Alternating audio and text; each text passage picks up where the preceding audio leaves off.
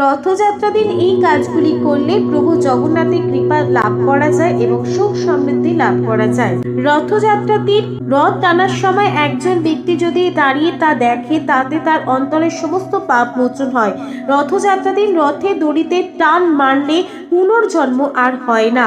রথযাত্রার দিন রথের সামনে জয় জগন্নাথ ধ্বনি করলে প্রভু জগন্নাথের কৃপা লাভ হয়, পাশাপাশি মানসিক শান্তি প্রাপ্ত হয়।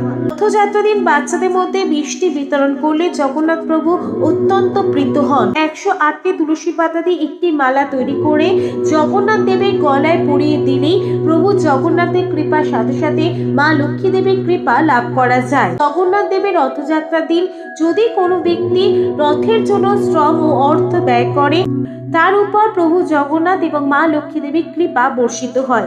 রথযাত্রার দিন এই ছোট্ট ছোট্ট কাজগুলি করলেই প্রভু জগন্নাথ খুশি হবে। আপনার